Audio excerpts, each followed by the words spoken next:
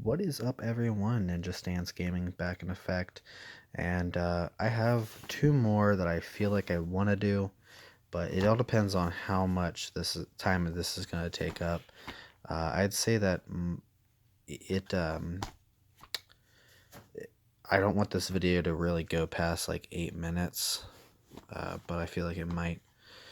Um, let's see, all 8 pieces of unrated American Pie. Got a pie there.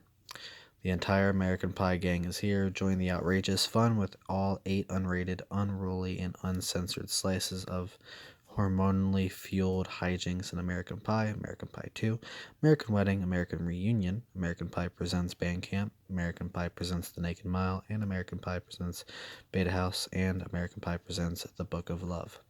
From band camps, wild parties, and prom night to marriage and high school reunions, this is one unforgettable collection that every self-disrespecting pie lover must own. Um, let's see, you do have American Pie 1, 2, American Wedding, American Reunion, so that's the trilogy for the original characters, and then band camp, The Naked Mile, Beta House, and The Book of Love, which is different characters. Naked Mile and Beta House, the same people. Bandcamp is different. Book of Love is different. Um, here's the front. Alright, so let's go ahead and get into this review. American Pie 1. So Jim, this is basically his first experience with a lot of the sex-related things. His dad is very awkward, and he meets a girl from band camp, and she's freaky, but they ended up going to prom in this one at the end, and that's where he loses his virginity. But so they make Jim and his friends, Steve Stifler and all that. Well, not Steve Stifler, sorry. Jim and I can't remember everybody, but all of his friends, they make a pact to lose their virginity by prom. They pretty much, it's a weird fucking movie, but it's really funny. They eventually, they do it. And there's just a lot of pranks and hijinks that go on, and a lot of awkward scenes, a lot of funny scenes. So out of a 10 rating, I'd say I'd give American Pie 1 a 9 out of 10. American Pie 2 is my favorite of the four movie original trilogy. That one, Nadia comes more into the picture. It's a lot more hijinks because they're out. The whole high school thing is done. They're out in the world, discovering their own way. The movie itself, it's just a lot. There's a lot of things that go on, but basically, in the American Pie 2, they try to have a beach house party, and it fails a little bit at first, but it also is successful. There's a lot that goes on in American Pie 2. So it's really hard to cover everything, but that's basically the gist of it. Is they're trying to do a beach house party. Out of American Pie 2, 10 rating, I'd say I'd give that a 10 out of 10.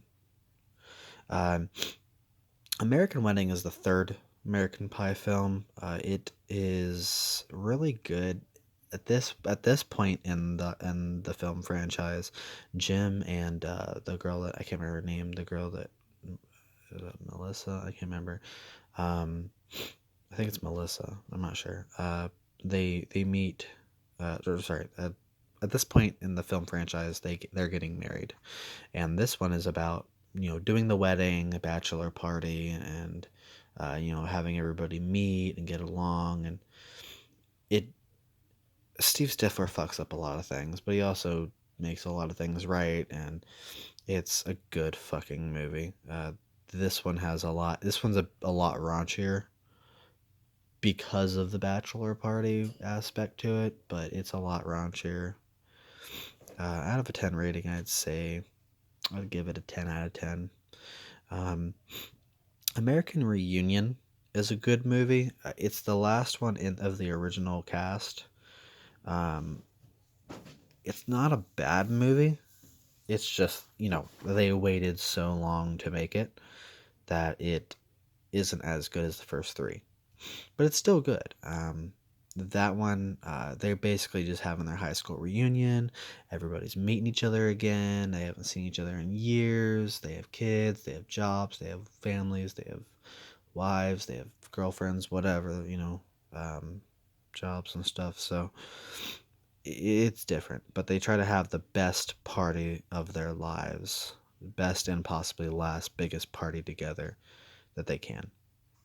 Out of a 10 rating, I'd say that's a good 7.5, maybe 8. 8 point. Yeah, I'd do an 8 out of 10. Bandcamp is all around Matt Stifler, which is Steve Stifler. It's his little brother. You see him in American Pie 2, and I believe American Pie 1 and 2. But you don't really see him in Wedding or anything like that.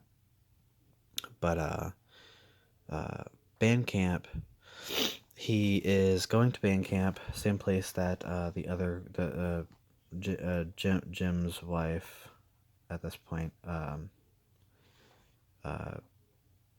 is from originally. He is, of course, the counselor, the whatever. It's all about basically Matt Stifler trying to